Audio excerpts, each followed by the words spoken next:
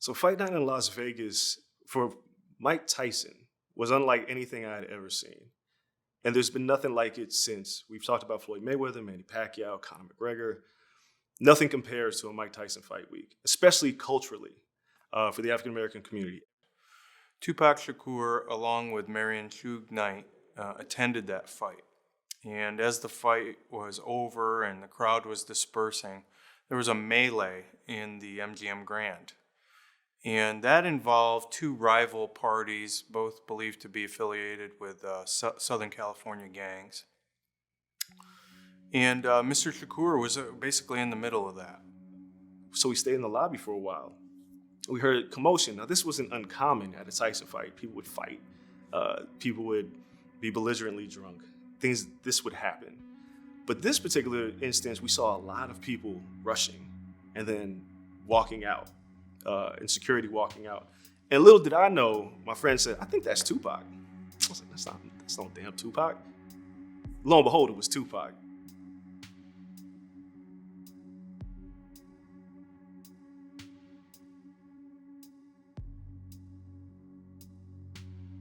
So I was the sergeant, and I had about 12 officers who worked under me, and we were assigned to the Las Vegas Strip. After the fight, sometime maybe about an hour or so after the fight, I heard on my radio two of the officers who worked for me. I heard them yell that they heard shots fired at Flamingo and Koval. We were walking, if I remember correctly, we were walking up Las Vegas Boulevard, and the cops were flying by us from Tropicana heading towards Flamingo. And again, traffic.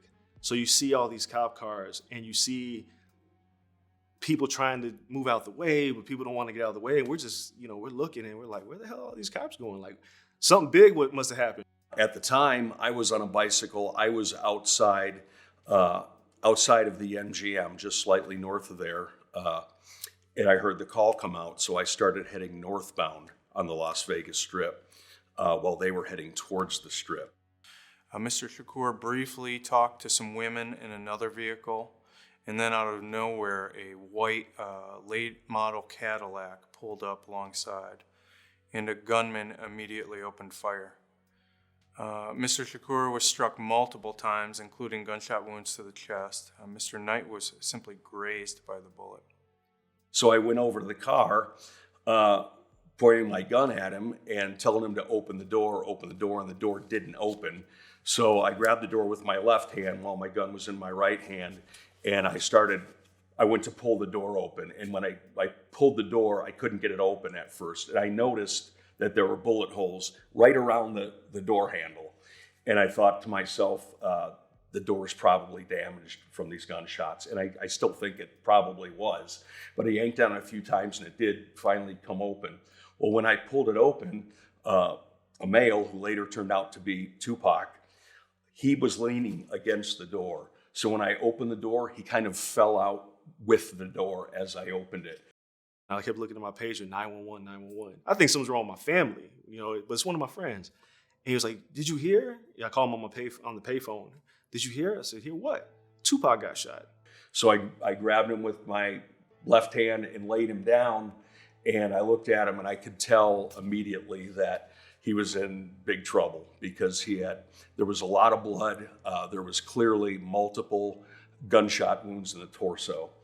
And he was still alive. He was still breathing. And I go, "Who shot you?" And he looked at me and I could see him trying to get a breath together. And I thought I was going to get some information. And he got his breath together. He looked at me and he said, "Fuck you." And that was just how he said it. He put emphasis on it. And right after he said it, his eyes kind of rolled back. And he gagged a few times and he went unconscious. And as it turns out, those would be the last words he ever said in his life. As Mr. Shakur clung to life, there was great hope that he was going to survive. His fans across the world were expressing support for him. Many of his fans gathered outside University Medical Center, held prayer vigils, hoping that somehow there would be a miracle and he would live through this. At a certain point, it was just swarms and swarms of people coming to see this man.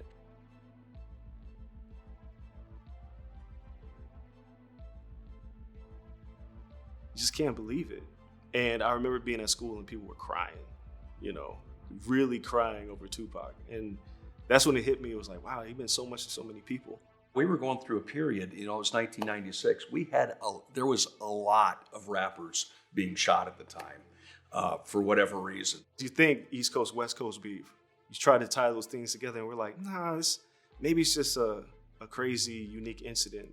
But no, the theories that followed afterwards just made it even crazier. It was very frustrating as a reporter to cover this case because there were very few leads and very few people willing to talk. There was a lot of pressure. Right, this is big news, and in particular the Southern California media markets, but of course the East Coast, West Coast feud, major national story. So Tupac was our Malcolm X, our Martin Luther King, our Marcus Garvey, our Huey P. Newton, our Bobby Seale, because they were all gone. And given that we had the Rodney King riots, we were looking for a leader.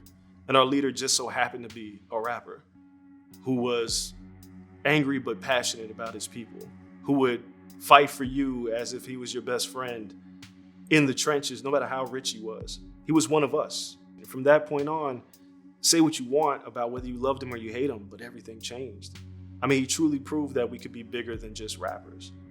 This culture was bigger than music. Everything about that scene and that night was just bad. It was chaotic. It was messy. We have one guy who loses his life. The other people who were there with Tupac, we had absolutely no cooperation from them. No one saw anything. That's what we got out there on the street that night. I get asked about this case all the time, and it's the one case that my kids go, "You covered that?" It's a case that has a lot of staying power as far as public attention. I will say that at the time it happened, we didn't know how big it was, right? We knew it was a high-profile rapper, hip-hop artist, very successful, talented individual.